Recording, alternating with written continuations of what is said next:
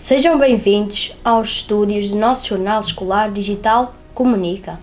Neste primeiro dia de Cidadania e Desenvolvimento, temos connosco o professor Bernardino, que leciona a disciplina de Moral na Escola Secundária de Amares, mas tem trabalhado muito em diversas organizações humanitárias. Quando começou a sentir e como cresceu esta vontade de ser solidário? Olá, bom dia Tomás e bom dia a todos. Foi há muitos anos atrás, eu diria que estava ainda na escola secundária, no meu 11º ano, na disciplina mais concretamente de Filosofia, onde nessa disciplina, como agora, a gente tratava de vários assuntos, e um dos assuntos que um dia o Tomás vai estudar tem a ver com a questão dos desequilíbrios das sociedades e quais os pensadores, os filósofos, que tratam esses assuntos. E um dos temas tinha a ver com a pobreza, e na ocasião esse meu professor de filosofia convidou um missionário a vir dar o testemunho daquilo que era uma experiência num contexto, porque antigamente era diferente de agora, não tínhamos as tecnologias, nós muitas vezes, se não fossem os professores na escola a indicar-nos o caminho, a orientar-nos, nós não tínhamos muito acesso. Então a vinda desse missionário, na altura, a mim e outras pessoas que estávamos a estudar, despertou muito o interesse sobre aquilo que ele fazia, neste caso em África. Então digamos que isso começou, é como tudo na vida, depois a gente começou a falar sobre o assunto, isto, aquilo, pediu algumas referências e aí começa a minha vontade. Depois eu tive a oportunidade no final do meu 12º ano, já com esse interesse, de poder ir estudar para a Espanha, e é aí que verdadeiramente começa, porque eu fiz a minha primeira experiência de voluntariado internacional, com os meus 19 anos, na Bolívia, e pronto, e depois fiz os meus estudos, já com alguns conhecimentos com pessoas, e assim começou, portanto já começou há muito tempo atrás. Em que países já esteve em missões humanitárias e qual delas o marcou mais? Eu já estive em várias missões humanitárias porque eu estive a trabalhar numa grande organização internacional e também trabalhei no Alto Comissariado das Nações Unidas para os Refugiados. E por causa disso permitiu-me viajar por muitos lugares. Eu não vou estar agora aqui a identificar os países um por um, mas posso dizer que já estive nos 5 continentes, portanto significa que estive já em muitos países, e talvez, eu não diria o país ou a missão em si, eu vou falar mais dos contextos. Os contextos que mais e que me tocaram mais são os contextos do Médio Oriente, e vê-se agora, por exemplo, com o que está a acontecer no Líbano, por exemplo, na Ucrânia, por exemplo, na faixa de Gaza, que são aqueles que estão a passar todos os dias na televisão, e nós o que é que vemos aí? Tendencialmente crianças e mulheres, que são aquelas que estão a fugir desses conflitos. Então aí marca muito a nossa ação humanitária, porque é muito difícil trabalhar com estes dois vetores, o vetor humanitário por um lado, de ajuda, mas depois o vetor de quem está a receber a ajuda, que geralmente são crianças, são mulheres muito desprotegidas. E depois temos a questão de África. A ajuda humanitária à África, que também tem a ver com conflitos, mas já não é tão a questão dos conflitos que marcam a África, mas é sim os contextos vulneráveis em que os países se encontram. Secas extremas por causa das alterações climáticas, e até mesmo antes de se falar das alterações climáticas, a África sempre foi um continente muito desprotegido. As pessoas aí têm um grave problema de subnutrição, e voltamos ao mesmo, mulheres e crianças, porque os homens geralmente envolvem-se nos conflitos, morrem, outras vezes viajam e emigram para outros países, e então fica muito complicado. Então, quando se trabalha em ajuda humanitária, estes dois contextos, o contexto da mulher e da criança e o contexto, sobretudo, do Médio Oriente, são muito complicados. tipo de trabalho desenvolve quando parte para uma missão? Depende sempre do objetivo. Vamos imaginar que a minha missão neste momento é ir daqui para o Líbano. Então nós sabemos que o contexto que se está a viver lá é um contexto de ajuda humanitária grave. Ou seja, é preciso levar comida, é preciso levar água, é preciso levar medicamentos. Temos que ir com equipas provavelmente associadas muito à questão da área da saúde e da área alimentar. Depois de estar no terreno, há outras pessoas que são chamadas as organizações locais, que depois nos fazem todo o périplo, a segurança também, de nós tentarmos fazer com que possa chegar a nossa ajuda ao maior número de pessoas. E aí depende sempre muito. Mas vamos imaginar que estamos a falar de ajuda humanitária naquilo que nós dizemos de cooperação para o desenvolvimento. Aí já é diferente. Vamos imaginar que temos um projeto, por exemplo, indígena, no Brasil. Aí provavelmente não é um problema de conflito, mas é um problema de nós desenvolvermos aquele lugar, aquela tribo, aquela comunidade, de forma a que ela possam ter, por exemplo, uma escola, uma educação, uma saúde. Então isso também é um trabalho extremamente importante que se faz e que se encara também como uma missão. Portanto, depende sempre depois dos contextos e daquilo que nós somos convidados a ir realizar. Quais são os obstáculos ou as dificuldades com as quais tem de lidar?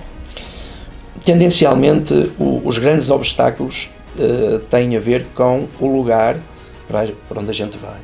Se são lugares onde já estão a existir conflitos, os grandes obstáculos são esses. Ter que lidar de forma muito diplomática com as várias pessoas, porque senão o nosso papel é nulo. Se nós chegamos a um lugar e não temos segurança e não temos como chegar às comunidades, às pessoas, não vale a pena a gente sair daqui de Portugal ou de qualquer outra parte do mundo para ir ajudar.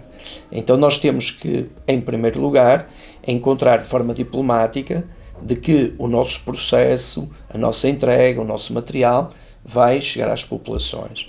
E aqui nós encontramos alguns obstáculos, que são por vezes os obstáculos de pessoas que não querem a nossa ajuda, e isto vê-se muito no contexto do Médio Oriente, pessoas que se opõem à ajuda internacional.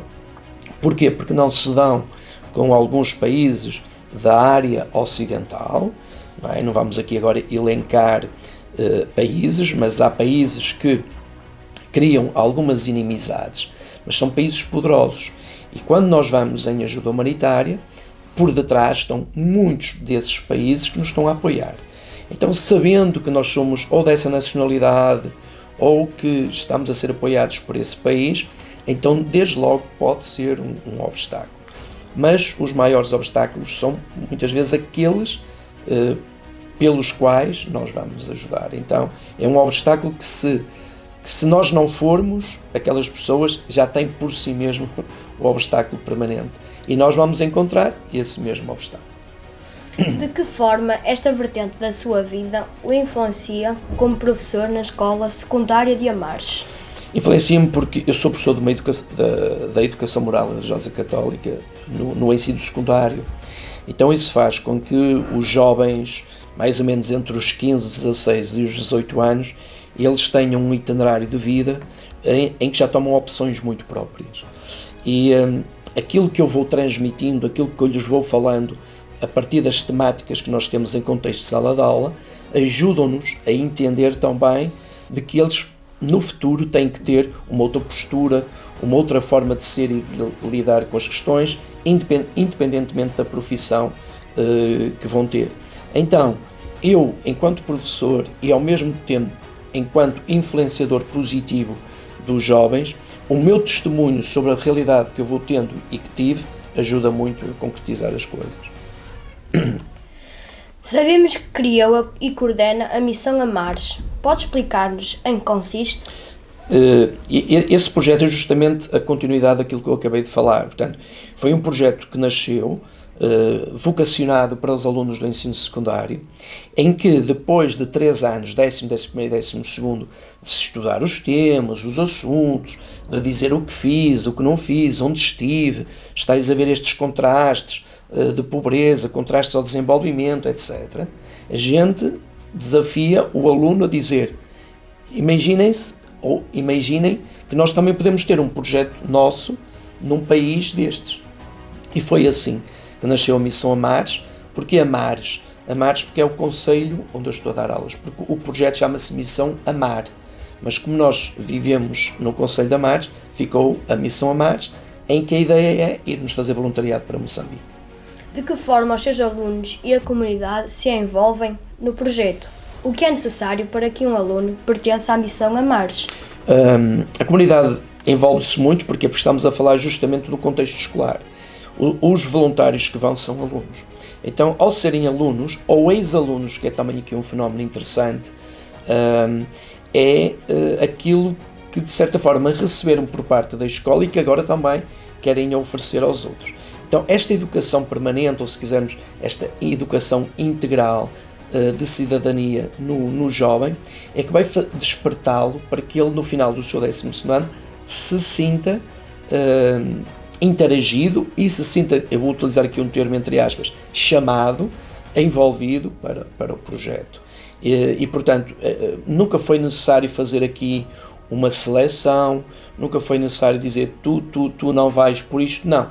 Os próprios alunos se sentem envolvidos a quererem ir e depois a partir daí vemos. Há uma regra, independentemente do valor que a gente possa ter angariado, cada aluno, cada voluntário paga a sua própria viagem. Independentemente do valor da verba que nós possamos ter, é um compromisso entre a família e o próprio. Seria possível a nossa escola colaborar na Missão Amares? Claro que sim, claro que sim. Há muitas formas de se poder colaborar connosco. Uma delas é aquela que nós chamamos muitas vezes a sensibilização e a consciencialização. Imagina o Tomás, e o Tomás agora também vai me responder. €1 por mês ao Tomás acha que lhe vai fazer muita falta? €1 por mês. Depende de como esteja a minha situação, ou assim. Mas, realisticamente, €1 por mês, achas que era difícil me ofereceres €1 por mês? Não. E achas que aqui, por exemplo, os teus colegas, vamos imaginar que sois 500, achas que a maioria conseguia isso? €1 por mês? Sim. Achas que sim? Agora imagina que vocês aqui faziam um projeto desses, que até ao final deste ano letivo, vamos imaginar até maio, e vamos pôr aqui isto, 5 meses, tu tinhas que me dar, em 5 meses tinhas que me dar quanto? 5€. 5€, mas te davas-me €1 por mês. Se nós fizermos uma conta a 500, 5 vezes 5, 25, dava €2.500.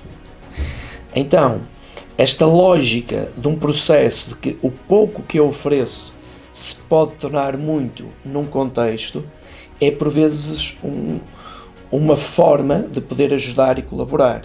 Porque nós depois, com essas verbas, nós conseguimos, por exemplo, construir casas, como aquelas que eu hoje irei falar aí e mostrar no nosso projeto.